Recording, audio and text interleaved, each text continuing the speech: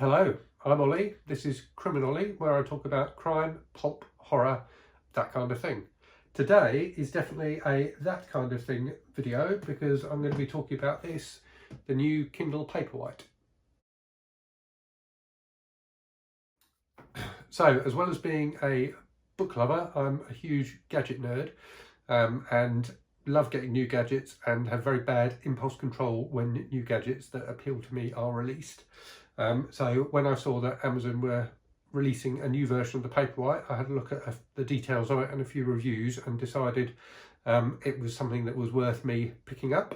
And I thought I'd share my first impressions of it here, and in particular comparing it to my previous Kindle, which was the Kindle Oasis 3. So I'll show you both of them. So this is the Paperwhite. So this is the new 2021 version of the Paperwhite. This is the Signature Edition, so there's two different editions. This is the slightly more expensive one, which has got a few differences to the base model, which I'll talk about in a minute. And this is the Oasis. So you can see design-wise they are quite different. I really like the design of the Oasis, the kind of asymmetrical design. The issue I've had with it is that the battery life is very bad, and that's always been, one of the selling points of Kindles is that they have good battery life. I found the battery life on the Oasis to be pretty terrible. Certainly on the Oasis 3. The battery life on the Oasis 1 was good. On the 3, I struggle to get through a whole book on it before I have to charge it again, which I think for a Kindle just isn't good enough. I actually sent back the first one of these I had and got a replacement, but it was exactly the same with the second one, so I think it is just the device rather than a problem with the particular one I had. And I think the reason for that is, as you can see, the battery's all in this bit is just screen, so it looks lovely, but doesn't last very long. Whereas the Paperwhite has the more classic even design, which means the battery is a hell of a lot bigger. Now, one of the reasons I'd gone for the Oasis in the first place, apart from liking the design of it, was that the screen is bigger than the Paperwhite's. So the previous version of the Paperwhite had a 6-inch screen, the Oasis has a 7-inch screen, so it's a lot bigger and I find a lot nicer to read on. This new 2021 version of the Paperwhite has moved up to a 6.8-inch screen, so it's fractionally smaller than the Oasis's screen, but only fractionally smaller. So anyway, I thought I'd record a video talking about my first impressions. I've only had it for a day or so, so I've done a bit of reading on it, but not a great deal. I'm currently downloading all of my books to it, which will use up a fair bit of battery life, so I want to wait and I'll do a separate video giving impressions after a couple of weeks when I've had a chance to use it properly and crucially when I've got a real sense of what the battery life is like. At the moment, because I'm downloading loads of books, it doesn't seem fair to it to do a battery test. So what I'm going to do now is flip the camera and show you both of them in a bit more detail and talk about the differences and my impressions of the Paperwhite. Okay, so here we are. The software on both, as you would expect, is identical, so no differences in the software at all, and that extends to a new feature which we've got on the new Paperwhite, which is the warm background, which is quite nice. So if I turn that up, you will see the page colour changes and becomes a bit kind of almost more yellowy. So with it all the way turned off, it's very kind of bluey white, but you can turn it up a bit so it looks a bit more like real paper, which is quite nice and quite nice to read off. So the Oasis has that feature as well. The Signature Edition of the Paperwhite also has the auto brightness feature, which will automatically adjust the backlight depending on the conditions that you're in, which the Oasis has as well. The slightly cheaper version of the 2021 Paperwhite, the standard 8GB version, doesn't have that auto brightness feature, but I don't think it's a killer feature, to be honest with you. In terms of the kind of speed and things like that between them, it feels like, to me, like so if I just flip through some screens on the Oasis and then do the same on the Paperwhite, they feel very similar in terms of speed. The buttons make it a bit easier to do on the Oasis rather than having to tap the screen, but not a big difference.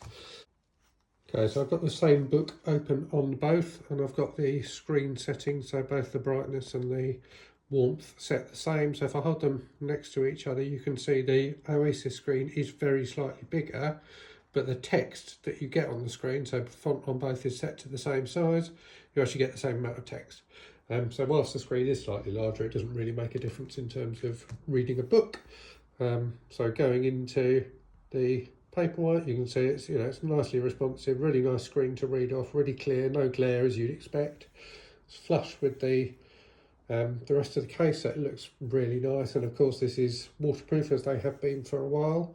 The other difference is really, so screen pretty much identical. I do really like the page turn buttons on the Oasis because it means you can read one-handed very easily. You can kind of do it on the Paperwhite, but it's a bit fiddly and it feels a bit unbalanced when you do that.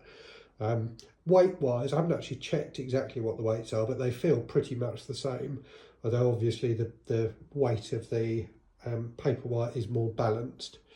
One big difference is in the kind of physical construction, aside from the design. So the Oasis has a metal case, which looks, very nice and very premium, whereas the Paperwhite has this kind of soft plastic, which is lovely to touch. Feels, really warm and smooth, but not quite as premium as the Oasis. But what I would say is the edges, you can see here, the edges of the case on the Oasis are actually quite sharp, and also because it's metal, it's cold, whereas the Paperwhite is a lot smoother and kind of warmer and softer. So the Oasis feels like the more expensive device, and it is more expensive, but the Paperwhite I actually think is probably nicer to hold. It feels nicer in the hand. Aside from that, there's probably not a great deal to talk about with them. As I say, all the software is the same, the screen is pretty much the same, so it's really the design, so the physical design and the battery life, which are the differences.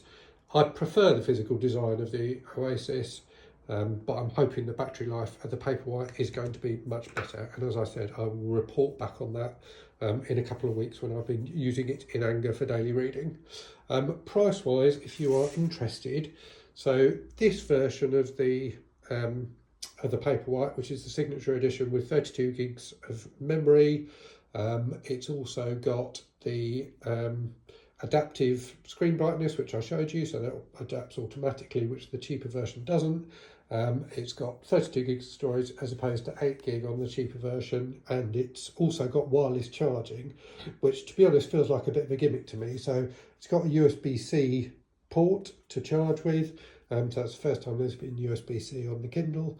I managed to get it charging off one of the wireless chargers I've got, for a phone, but because that charger is a lot smaller than the device, it was a bit fiddly to get it in the right position.